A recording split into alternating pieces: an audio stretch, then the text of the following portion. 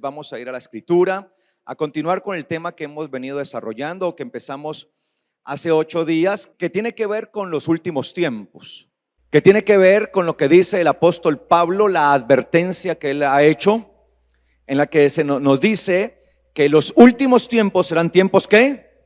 Peligrosos. Y estamos entendiendo por qué se constituirán en tiempos peligrosos los últimos momentos, los últimos tiempos. ¿Por qué se constituyen en tiempos peligrosos? Estamos entendiendo algunos tópicos y frente a esto estamos viendo que últimamente se han venido levantando ciertas enseñanzas que podrían ser enseñanzas destructoras, ¿no? Y para eso necesitamos desarrollar entonces nuestro discernimiento ¿de qué? De espíritus. Y hace 8 días empezamos a abordar este tema del discernimiento de espíritus.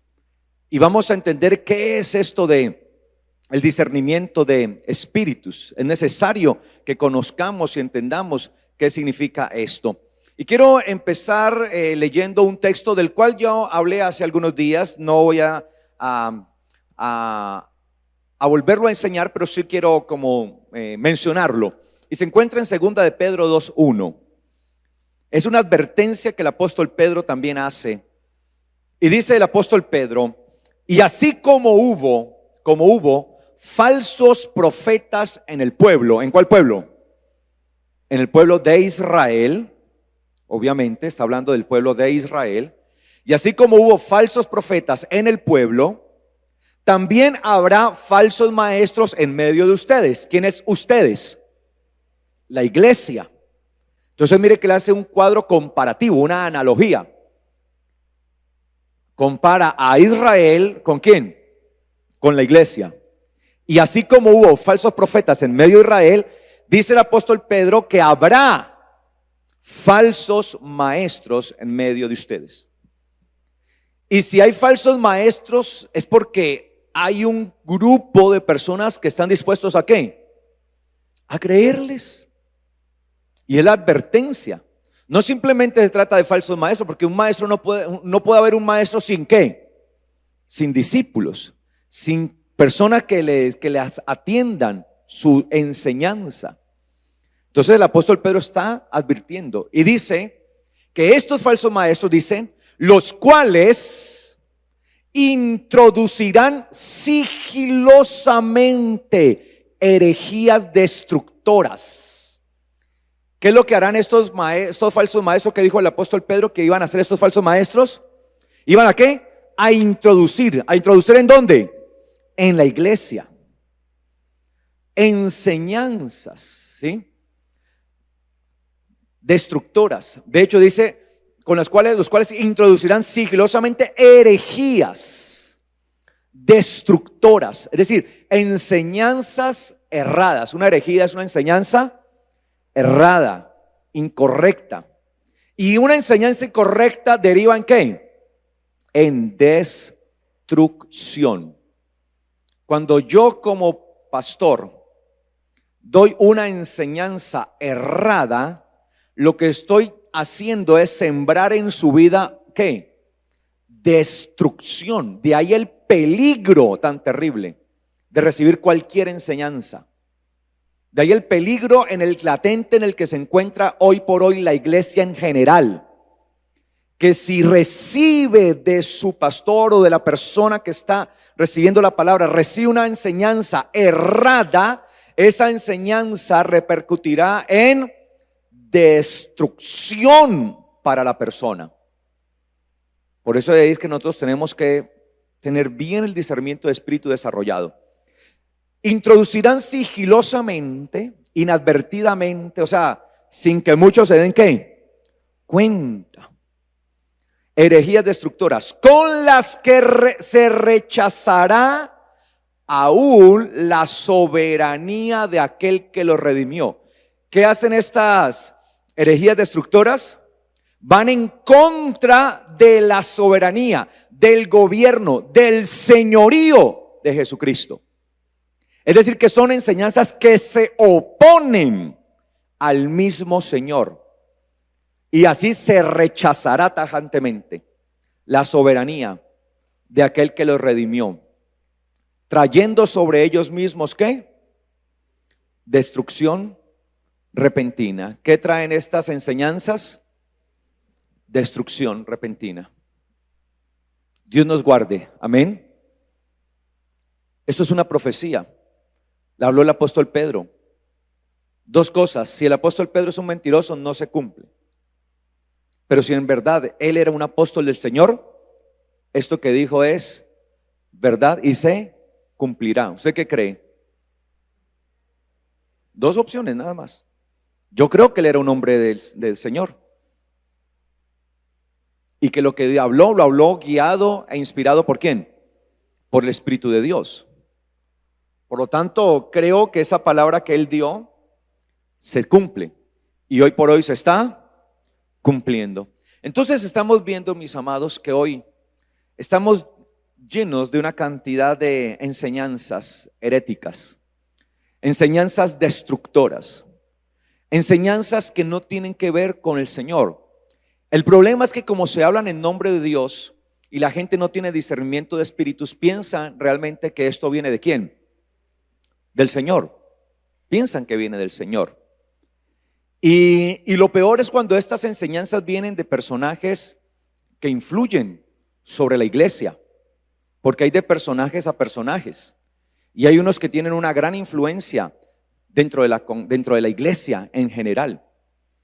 En estos días me impactó un seminario que está dando uno de los cantantes más conocidos a nivel de la cristiandad, a nivel de la iglesia, que se llama Jesús Adrián Romero. Me impactó que él empieza a hablar de un mandamiento de las Sagradas Escrituras. Pero antes de hablar de ese mandamiento, él dice que antes de hablar de ese mandamiento tiene que hablar de algo que para él es que si no lo habla es como que se le hubiera metido un elefante en la sala y no darse cuenta. O sea que para él es algo muy importante. Él dice, y lo dice textualmente, ¿no? Hasta de hecho ponen una imagen de él porque él está predicando y están poniendo una imagen, como que yo estoy predicando y estén poniendo imágenes aquí, y ponen un elefante dentro de una sala. Yo no sé cuántos han visto ese video, yo lo publiqué. ¿Alguien lo ha visto? Levanten la mano todos los que lo vieron. Yo lo publiqué en el Facebook, ok. Y dice él, porque es como un taco, ¿no? Que él tiene, lo expresa allí, ¿no? Lo expresa. Y dice, tiene que ver con lo que los evangélicos, porque literalmente lo dice así, lo que los evangélicos han hecho con los católicos. Cómo los evangélicos han criticado a los católicos, diciendo que los católicos son idólatras, cuando no es así, dice él. Y dice él, porque la teología católica no invita a la idolatría. Y eso me hizo recordar lo que días atrás había escuchado de otro hombre muy influyente en la iglesia a nivel mundial, llamado Rick Warren, que ha escrito unos libros que se han convertido en bestsellers, ¿sí? Y Rick Warren decía, días atrás, le escuché a él porque cuando él empezó a alabar pues al Papa Francisco y muchas cosas, entonces le preguntaron acerca de, pues si él alababa tanto al Papa Francisco, ¿por qué lo hacía si el catolicismo está dado es hacia la idolatría? Y la respuesta de Rick Warren fue que el problema es que nosotros hemos malinterpretado la cuestión de la idolatría y no hemos entendido lo que significa venerar una imagen. Entonces lo dice Rick Warren, que gran parte de las iglesias han basado su desarrollo y su estructura de liderazgo en sus libros, como Una vida con propósito, así se llama uno de los libros, o una iglesia con propósito, también un liderazgo con propósito, todo esto. Y muchas iglesias han abrazado esto porque él se ha convertido como en la persona más influyente en ese campo. Y dice una cosa de esa que nosotros hemos malinterpretado. O sea, ahorita nosotros somos los que estamos equivocados. Y sale ahora el señor Jesús Adrián Romero, de quien no voy a cuestionar si es salvo o no es salvo, si es hijo de Dios, si no es hijo de Dios, él sabrá si lo es. Pero yo sí tengo el discernimiento suficiente para entender que lo que enseñó es algo errado. Y decía él que la teología católica no enseña la idolatría, no enseña la adoración a los ídolos, porque la palabra idolatría significa adoración al ídolo. La significa adoración. En este caso, idolatría, adoración a un ídolo o a una representación. El ídolo es una representación de aquel a quien se adora. Entonces él dice esto, que eso no lo enseña la teología católica. Entonces, yo no entiendo él de dónde saca esto, porque la realidad es que la teología católica sí enseña eso. Y se lo hablo primeramente con la experiencia que tengo, la experiencia propia que tengo, porque aunque usted no lo crea, y muchos por eso me juzgaron y por eso tuve problemas terriblemente, yo soy graduado de un seminario católico. O sea, yo soy teólogo de un seminario católico. Y por eso, por experiencia propia, puedo decirles que el estudio o la base de la teología católica o de las ciencias filosóficas católicas está en lo que comúnmente se conoce como la Summa Teológica de Tomás de Aquino. Tomás de Aquino escribió ese escrito. Es muy interesante leer la Summa Teológica de Tomás de Aquino. Obviamente yo tuve que estudiarlo, leerlo. La Summa Teológica de Tomás de Aquino. Y el Papa León XIII fue quien declaró en su encíclica que todos los seminarios y todas las escuelas de filosofía religiosa, teológica, debían trazar su base en la Summa Teológica de Tomás de Aquino, y hasta el día de hoy es así en todos los seminarios católicos. ¿Y qué dicen algunas cosas de la Summa Teológica de Tomás de Aquino? Por ejemplo, le voy a leer literalmente.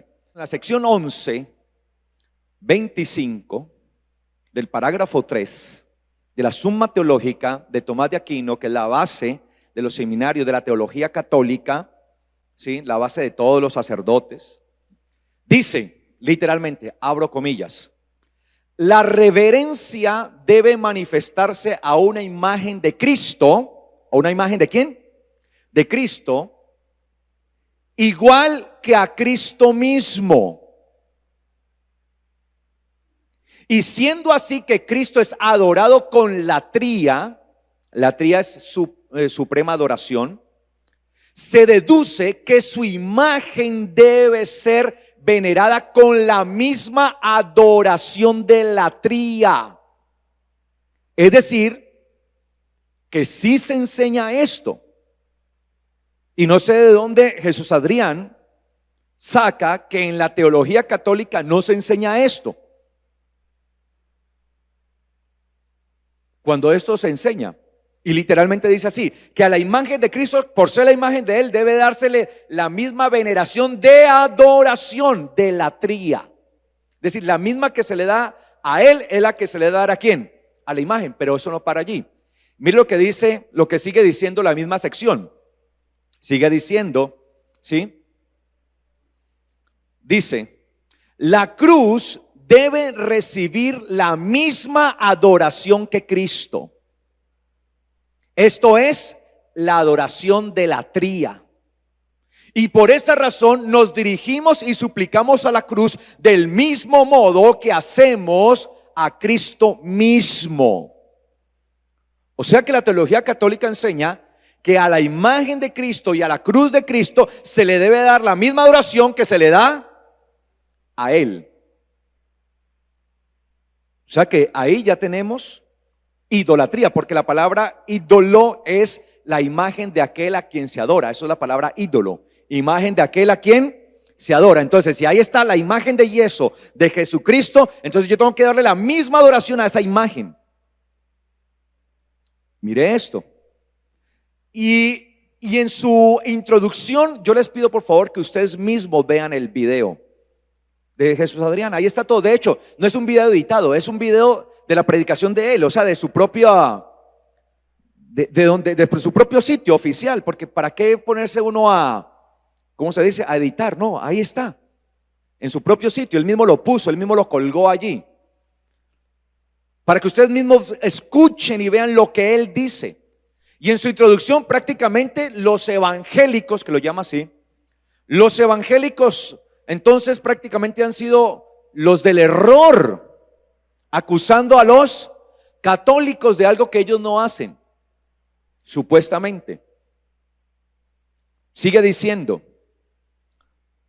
sección 2, 94, parágrafo 2, dice la Suma Teológica: por cuanto las imágenes de los santos denotan su excelencia, ya está hablando de quién, de los santos, pueden ser y deben ser adoradas con cierta adoración, aunque inferior.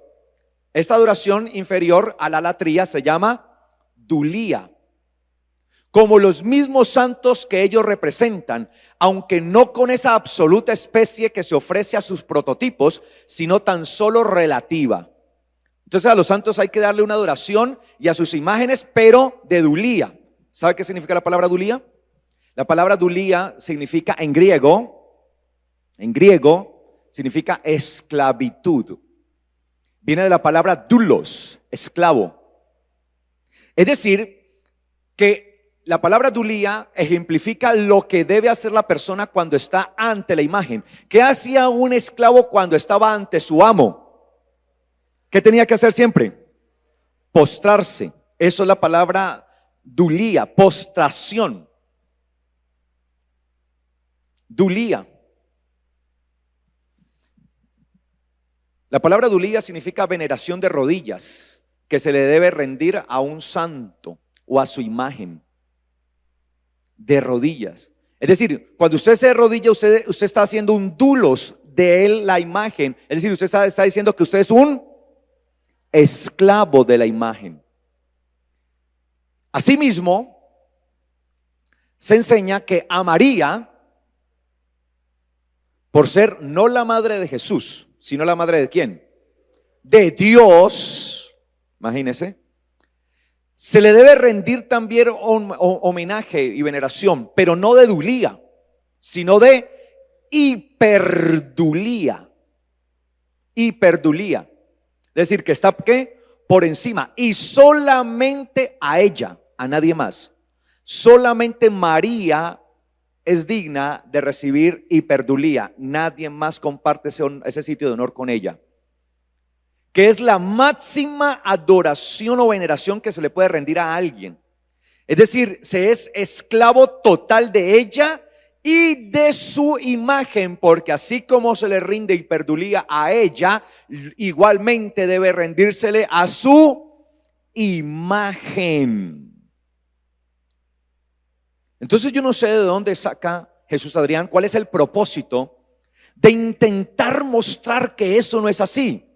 De intentar decir, no, mire, eso de la adoración a las imágenes, estamos equivocados, nos hemos equivocado, hemos juzgado mal, y nos hace sentir que nosotros somos los que estamos mal y que somos los que tenemos que pedir perdón por esto, porque los católicos o lo que enseña la teología católica es la correcta.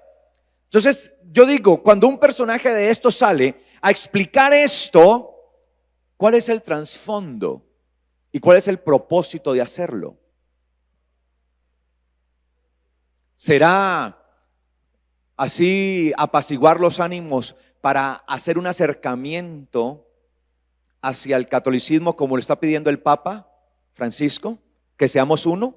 Y nada más en días pasados otro cantante muy famoso colombiano, Alex Campos, participó en un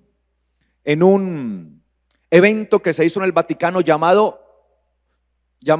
Uno en Cristo, creo que era, o Somos Uno en Cristo o en Jesús. Somos uno en Jesús. Y él participó de esto. Y obviamente hubo muchas avalanchas de cosas que le dijeron, de críticas. Entonces, ante las avalanchas de críticas, Alex Campos sacó un documento en el que explicaba que él hizo esto basado en una pregunta: ¿qué haría Jesús? Esa fue la pregunta que se inició por allá hacia los años 80 aproximadamente, en la iglesia de El Calvario en Estados Unidos, en donde un grupo de jóvenes empezaron a preguntarse frente a cada situación: ¿qué haría Jesús frente a esto? ¿Qué haría? Entonces, Alex Campos dijo en su cuenta personal oficial, dijo que lo había hecho como respuesta a eso: ¿qué haría Jesús? Y él entendió que lo que Jesús haría sería ir al Vaticano. Pero eso es una pregunta incorrecta, porque preguntar ¿qué haría Jesús? Es entrar en especulación, y esa no es la pregunta correcta. Yo no tengo que preguntar ¿qué haría Jesús frente a esto? Yo tengo que preguntarme es ¿qué hizo Jesús frente a eso? Y cuando el Señor fue al centro religioso que había en su tiempo, de su cultura, de su entorno más grande, ahí en Jerusalén, cuando llegó allá, ¿qué hizo Jesús? ¿Qué hizo? Tomó un látigo y empezó a sacar a todo el mundo de allá y le dijo: ustedes son ladrones y han hecho de la casa de mi padre una cueva de ladrones. Él no fue a participar de lo que ellos hacían. Sí. ¿Qué hizo Jesús? Ahora, ¿Jesús hubiera ido al Vaticano? Sí. Porque así como lo hizo a Jerusalén, hubiera ido al Vaticano, pero no se hubiera puesto allá a cantar con ellos y a decirles: sí, gloria a Dios, aleluya, somos uno. Les hubiera demandado ¿qué? Su idolatría. Entonces mire cómo sacamos pretextos. Ese ¿qué haría Jesús? Sencillamente es una pregunta retórica con la que solamente buscamos una cosa: hacer lo que queremos y no lo que el Señor hizo. ¿Qué hizo Jesús? Es la pregunta correcta. Y cuando a Jesús le preguntaron, ¿sí?, acerca de las cosas, él dijo, la Biblia dice: hagan todo lo que es la voluntad del Padre y cumplan sus mandamientos. Entonces vemos que estamos en tiempos muy complicados. ¿Qué es lo que pasa? Que mucha gente, al ver a estos personajes que son tan influyentes, como ellos hacen eso, entonces les terminan ¿qué? Creyendo. Porque así como le llovió crítica a Alex Campos, mucho más salieron sus defensores o personas que decían que eso es lo correcto y es lo que hay que hacer. Entonces empezamos a ver este tipo de situaciones anómalas. Y por eso ahí se requiere, hoy por hoy, se requiere mucho la cuestión del discernimiento de espíritus. Quiero que veamos rápidamente un video. Manifestaciones falsas. Y que solo las personas que no leen la Biblia creen que esto que vamos a ver es del Espíritu Santo. Cuando en realidad las causas de estas manifestaciones pueden ser muchas. Solo por mencionar algunas. La emoción. El sentirse demasiado religioso. La ignorancia bíblica. También el querer expresarse. El estrés. El querer impresionar a los demás. Muchos piensan que impresionan a Dios con sus actuaciones. Y en muchas ocasiones son posesionados por espíritus del diablo. Que sin saberlo se posesionan de ellos haciéndoles creer que es el Espíritu Santo de Dios. Pero en realidad los que toman control de sus vidas son demonios. Como por ejemplo el Kundalini. Que en su definición describe todo lo que experimentan las personas cuando son posesionadas. Y pareciera que la definición describe lo que en muchas iglesias evangélicas se practica. Bueno, vamos a ver lo que estas falsas doctrinas hacen para que las personas actúen de esta manera. Que por supuesto no es bíblica y mucho menos es el mover del Espíritu Santo. Vamos a ver estos ejemplos. Y de lo que sí estoy seguro es que esto está engañando a miles de personas que se dicen ser cristianos y no lo son. Y a los líderes religiosos en las iglesias evangélicas tendrán su parte que les corresponde por no denunciar estas manifestaciones. Y han aceptado también que esto es de Dios cuando no lo es. Solo por el beneficio económico que se llevan. Vamos con los ejemplos. Número 1.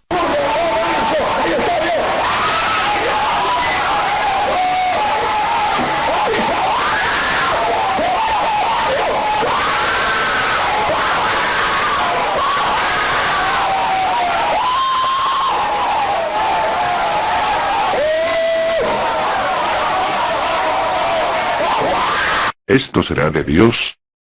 Por favor, hermanos y amigos, abran los ojos. Y esto está pasando en muchísimas iglesias que se supone que deberían anunciar el arrepentimiento y el perdón de pecados a la gente. Esto no es otra cosa, más que pura ignorancia bíblica. Esto parece más bien una posesión demoníaca. Juzguen ustedes. Vamos al segundo ejemplo.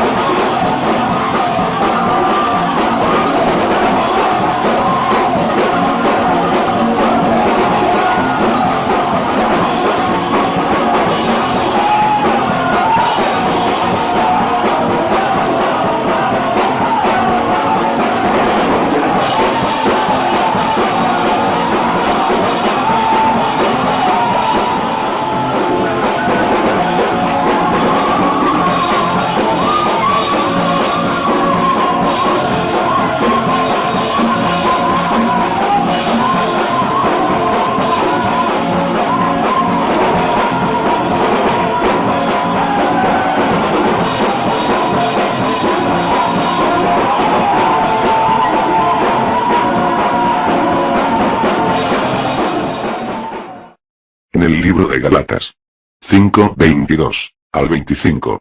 Dice lo que un verdadero hijo de Dios debe experimentar al tener una vida conforme al evangelio verdadero que nos enseñan las sagradas escrituras. Y esto que vimos no tiene que ver en nada con lo que la Biblia nos dice. Vayamos al siguiente ejemplo.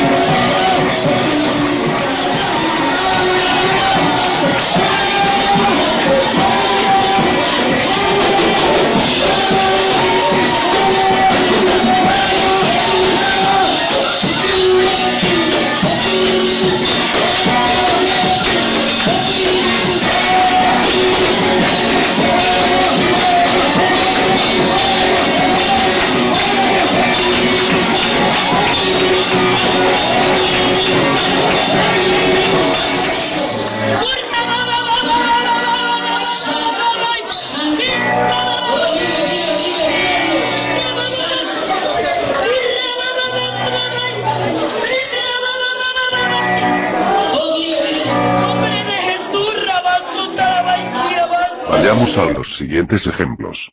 Recuerden que Dios es un Dios de orden y que Él nos da el gozo genuino, y la paz verdadera que tanto anhelamos y necesitamos, pero solo a través de escudriñar las Escrituras conoceremos a Jesucristo. Y Él nos hará verdaderamente libres. Recuerden que donde está el Espíritu de Dios, allí hay libertad. Y el Espíritu quiere morar en nosotros. Porque somos su templo. Vayamos a otros ejemplos más.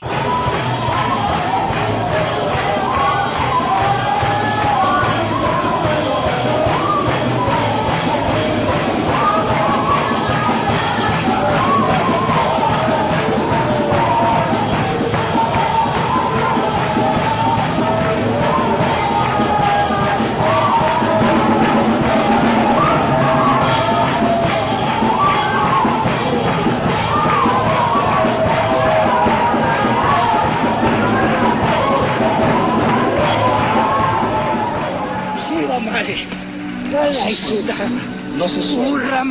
Dejen que haga algo. Reciben una recompensa de los hombres. Ahí está la unción. Coro, tú me estás hablando bien. Es para todo el que está recibiendo. Reciban esta unción ahora. Tócalos.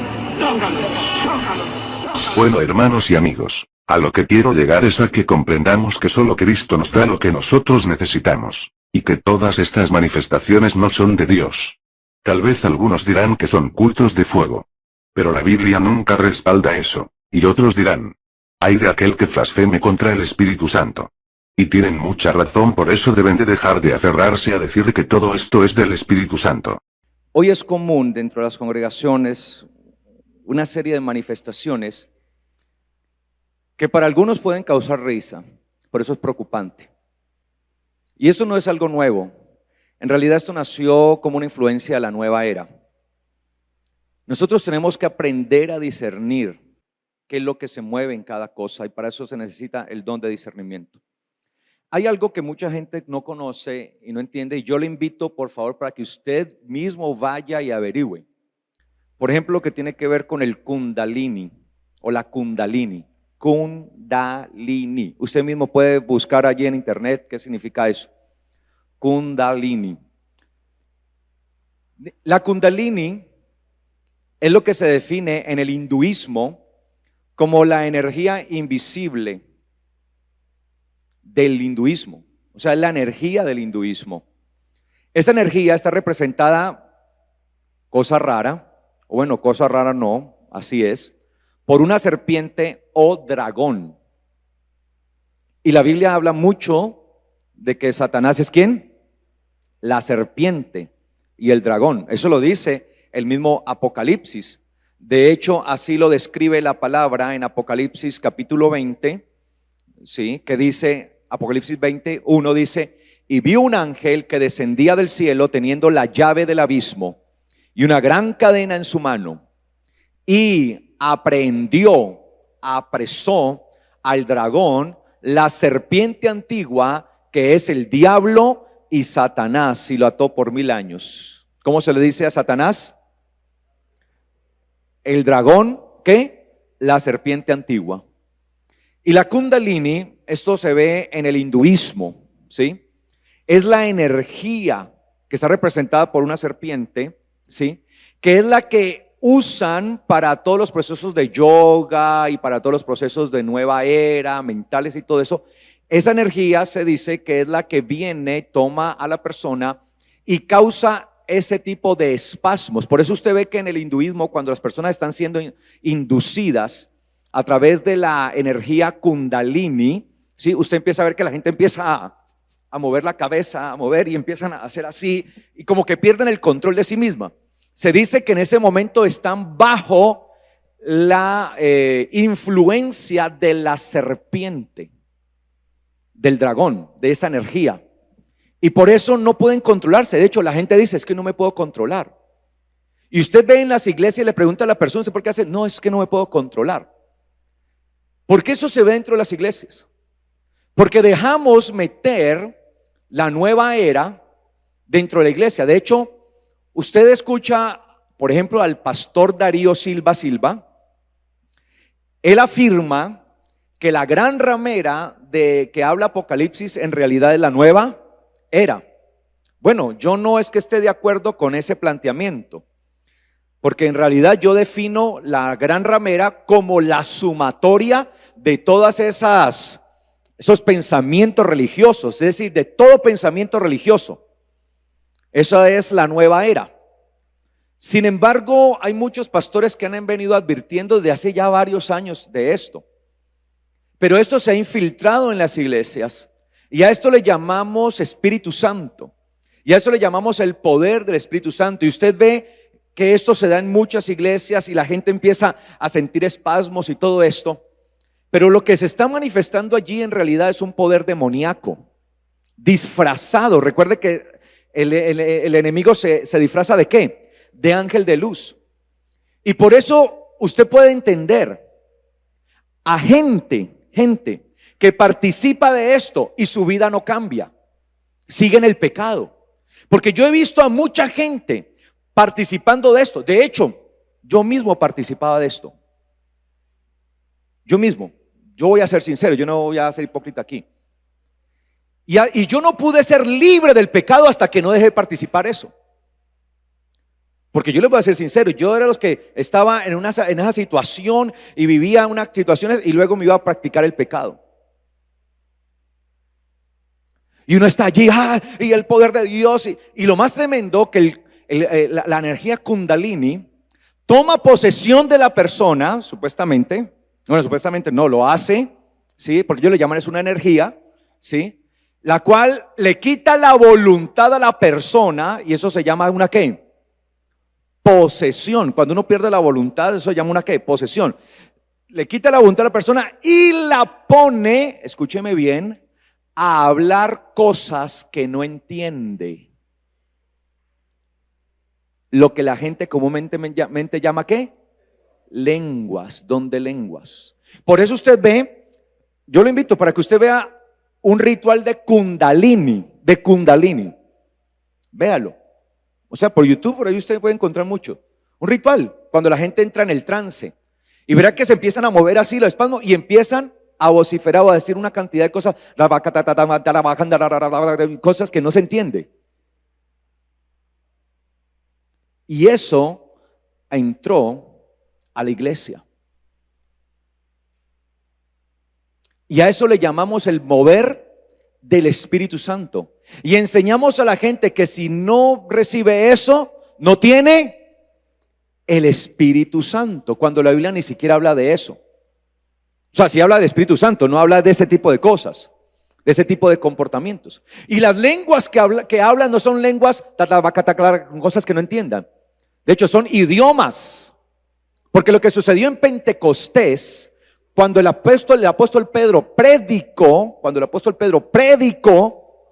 dice que empezaron a hablar ¿qué? En lenguas. La palabra que dice lenguas es idiomas. Y por eso los que lo oían, dice, cada uno les oímos hablar en nuestro propio idioma.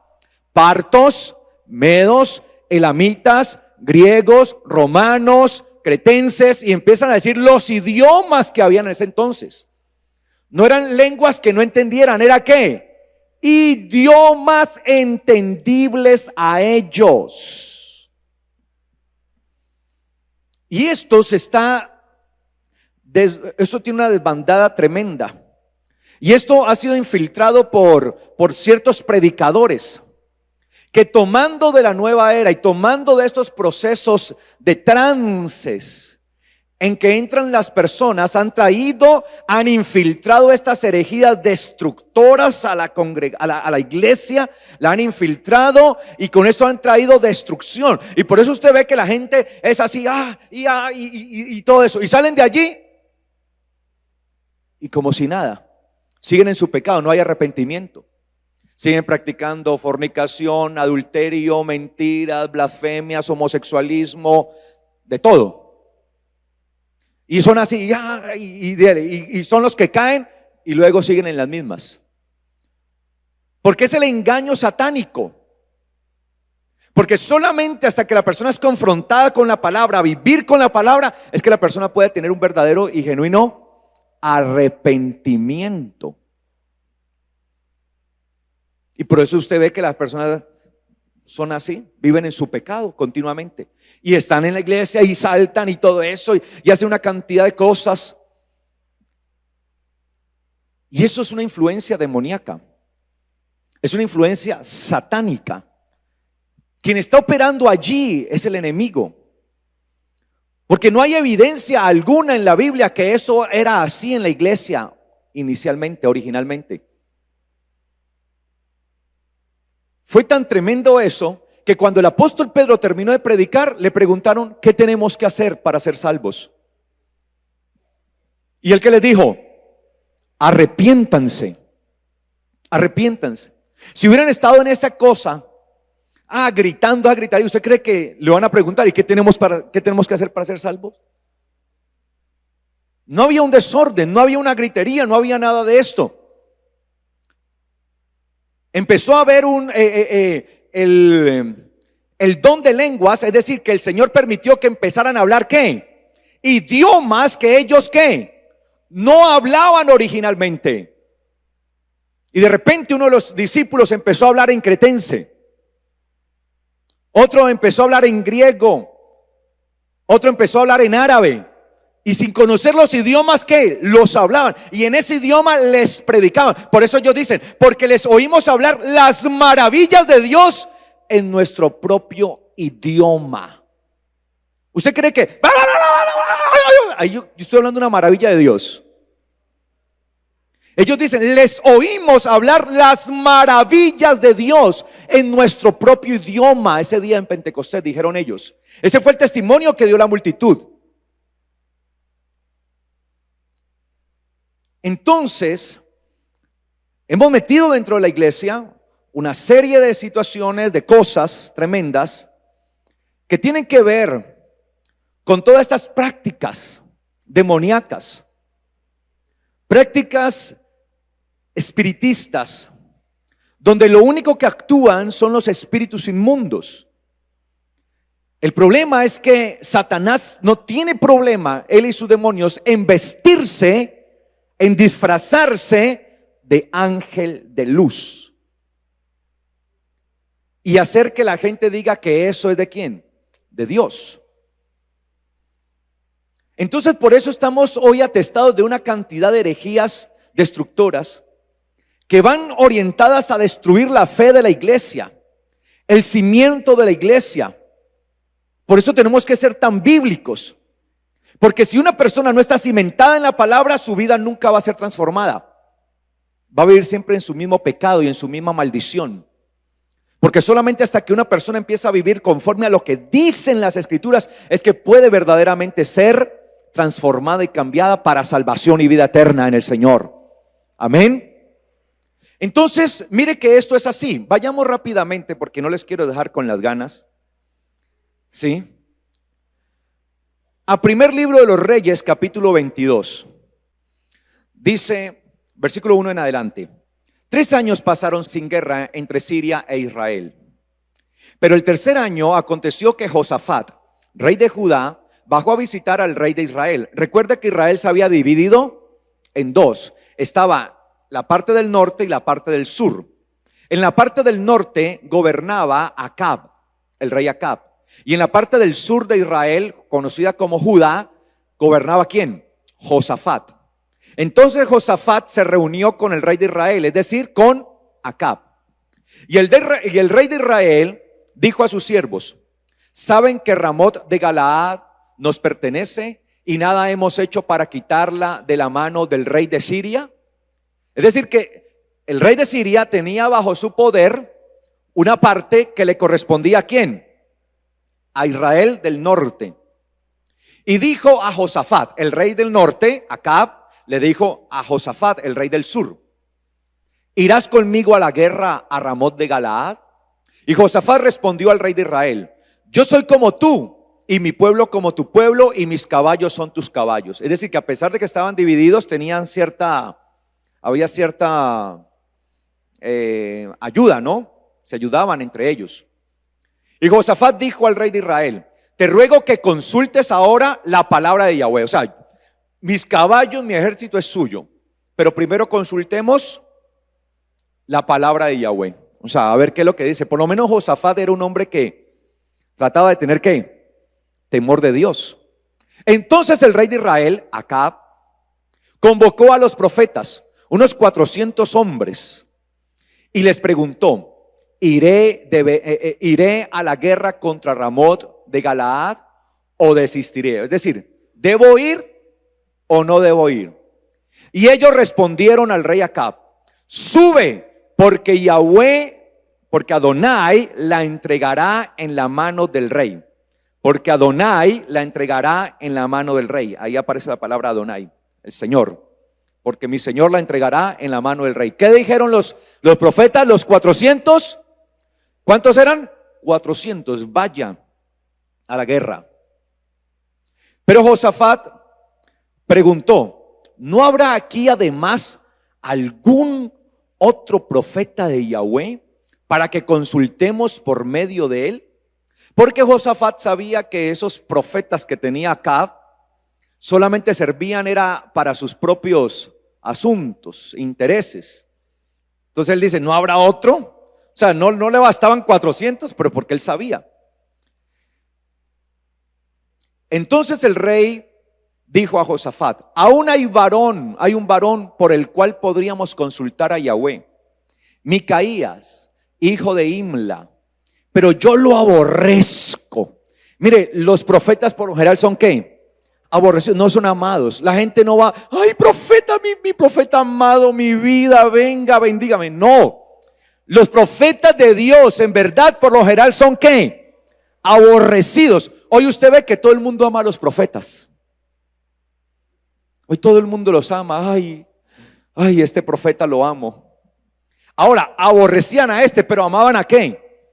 A los 400, ¿no? porque nunca me profetiza para bien. ¿Por qué lo aborrecía? Nunca me profetiza para bien. Porque la gente está esperando que le profeticen ¿qué? Para su bien, o sea, su interés. Dígame algo bonito, dígame algo bueno, dígame algo, pero que me levante el ego. Y en esto han caído estos pseudoprofetas. Yo te profetizo que este es el año de tu bendición. Vendrá la grande bendición, la abundancia, cosecha para ti. Lo declaro y así lo decreto. Amén. ¿No dicen amén? Fallé como profeta. Ya no me creen. Porque nunca me profetiza para bien, sino siempre para mal. Claro, es que el deber del profeta es amonestar el pecado. Y mientras la persona esté en su pecado, le tiene que caer a la yugular. Claro. Porque si no, el profeta será culpable de esa sangre si no advierte.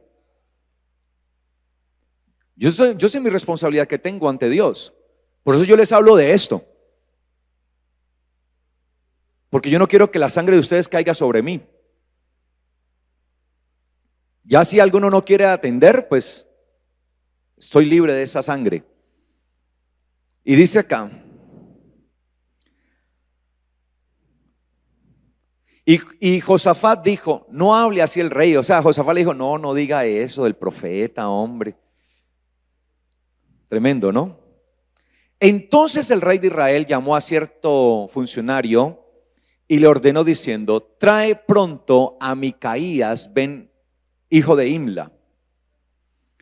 Y el rey de Israel y Josafat, rey de Judá, estaban sentados cada uno en su trono, vestidos con sus mantos reales, en la plaza junto a la entrada de la puerta de Samaria. O sea, estaban en público, ¿no? Ahí. Y todos los profetas estaban profetizando delante de ellos. Y Sedequías, hijo de Kenaná, se había hecho unos cuernos de hierro. Así ha dicho Yahweh, con estos embestirás a los sirios hasta acabar con ellos. O sea, esos cuernos eran proféticos, ¿no? Con ellos iba a embestir, ¿sí? Al rey de Siria. Con eso lo iba a matar, ¿no? Y sigue diciendo, y todos los profetas profetizaban la misma cosa, de la misma manera, diciendo, sube a Ramot de Galaad y triunfa, porque Yahweh la ha entregado en la mano del rey. Y el mensajero que había ido a llamar a Micaías le dijo, mire, llegó el mensajero a donde el profeta Micaías y le dijo, he aquí, mire lo que le dijo el mensajero a Micaías, he aquí, las palabras de los profetas declaran el bien para el rey a una sola voz. Sea pues tu palabra como la de ellos y anuncia el bien. Mire, ya de una vez le estaba diciendo que debía decir. Porque la gente solamente quiere escuchar ¿qué? Palabras bonitas, que les hagan cosquillitas en los oídos. Y dice acá, pero Micaías dijo, vive Yahweh, que lo que Yahweh me diga, eso hablaré. Eso es lo duro, mis amados, de predicar la verdad. Que por lo general uno siempre va a ir contracorriente. Usted ve la montonera, la multitud, todo el mundo haciendo lo mismo. Y uno advierte, no, eso no es de Dios. Claro, como todo el mundo lo está haciendo, entonces para la gente, quienes están bien son ellos. Y el que está advirtiendo, no, eso no es así, es el que está mal. Y por eso uno se vuelve contracorriente y uno le toca estar nadando a todo momento contra la corriente, y eso es muy desgastante.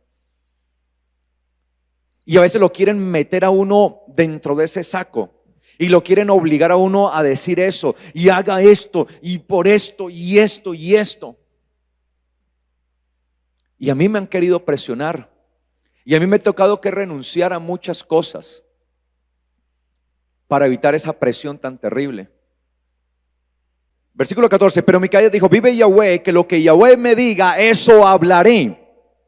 Y cuando llegó ante el rey le dijo: Micaías, ¿iremos a la guerra contra Ramot de Galaad o desistiremos? Y él respondió: sube y serás prosperado, y Yahweh la entregará en mano del rey.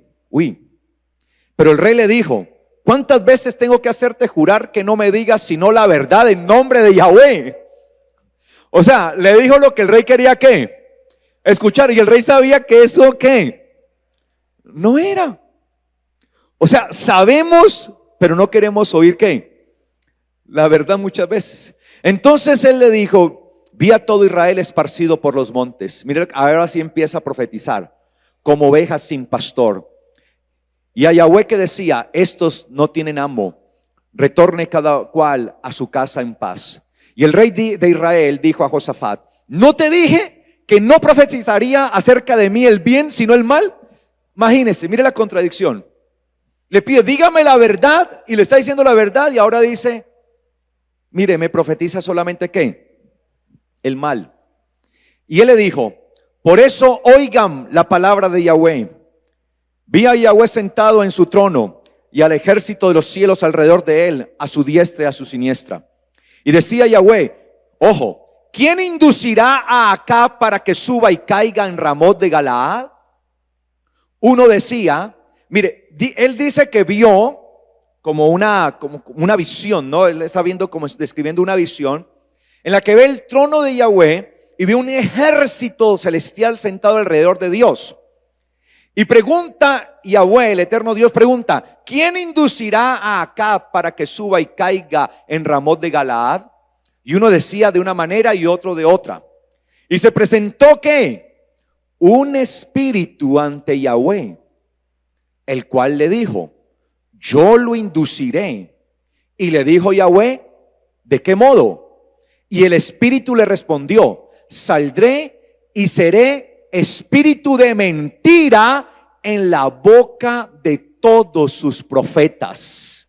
Y Yahweh le dijo: ciertamente lo inducirás, prevalecerás. Ve y hazlo.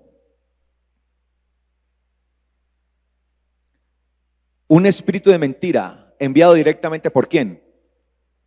¿Por quién? ¿Por el diablo? Por Yahweh. Nosotros no hemos entendido cómo es que funciona esto de los espíritus. Ese es el problema. Por eso el postrero, el último engaño también, por eso dice en Tesalonicenses capítulo 2, el apóstol Pablo lo dice: por esto Dios les enviará un poder engañoso para que crean a la mentira, por cuanto no creyeron a la verdad. Porque nosotros pensamos que los espíritus estos vienen de parte de ¿quién? ¿De parte de quién? De Satanás. Pero en realidad ellos van de parte de ¿quién? De Dios, y engañan es a los que no viven conforme a la voluntad de Dios. Y lo peor es que la gente reprendiendo el espíritu cuando este viene de ¿quién? De parte de Dios. ¿Cómo la ven?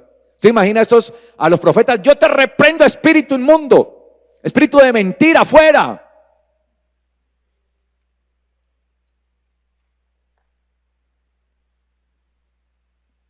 Yo no sé si me estoy dando a entender. Por eso, una de dos: en usted influencia un espíritu de engaño o el espíritu de Dios.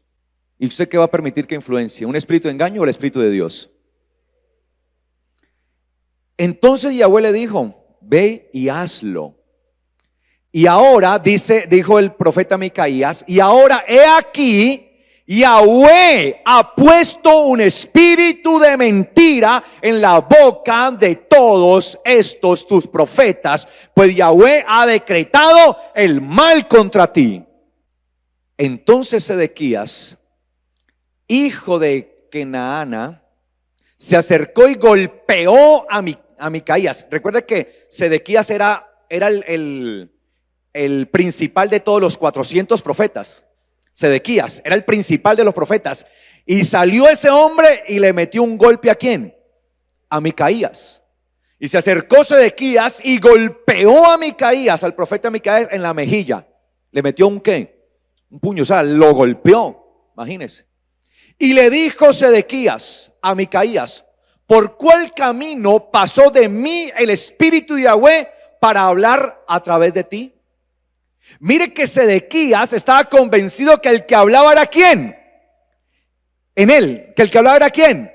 El Espíritu de Yahweh. ¿Y qué era lo que hablaba? Un espíritu de mentira. Pero ese hombre, al ser profeta, estaba convencido que él hablaba por el Espíritu Santo.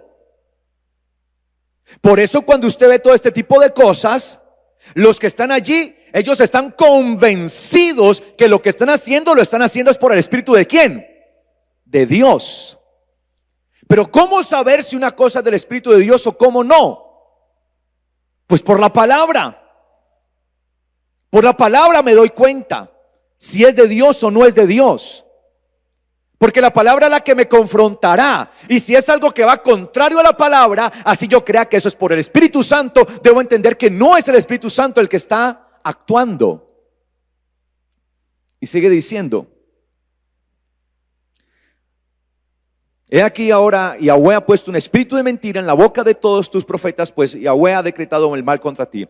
Entonces Sedequías se acercó y golpeó a Micaías en la mejilla. Le dijo: ¿por qué camino pasó de mí el Espíritu de Yahweh para hablarte a ti? O hablar a través de ti.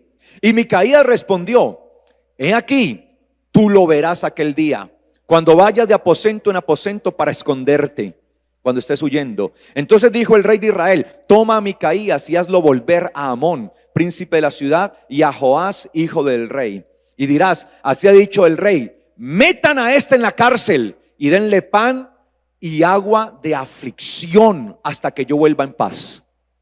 ¿A dónde mandaron al profeta? A la cárcel. Y denle su merecido. Y sigue diciendo acá: y Micaías le dijo, el profeta le dijo: si vuelves en paz, Yahweh no habló por mí. Y agregó: óiganlo todos ustedes, pueblos. Oigan esto: si él vuelve en paz, es porque Dios no ha hablado por mí, soy un mentiroso. Enseguida el rey de Israel subió con Josafat, rey de Judá, contra Ramot de Galaad.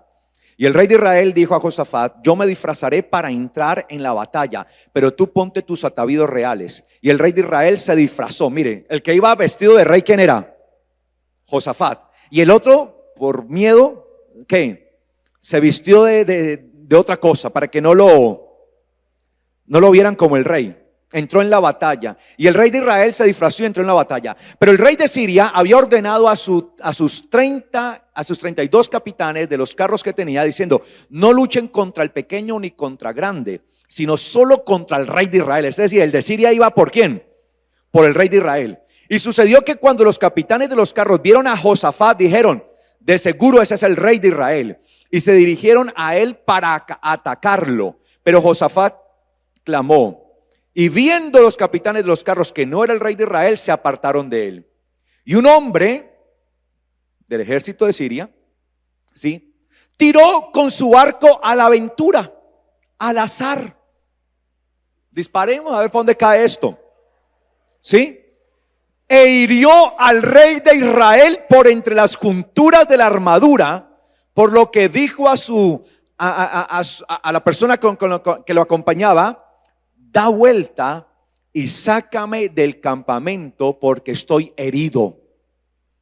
Pero la batalla arreció aquel día, por lo cual el rey fue sostenido en su carro frente a los sirios, y al atardecer murió, y la sangre de la herida corrió hasta el fondo del carro.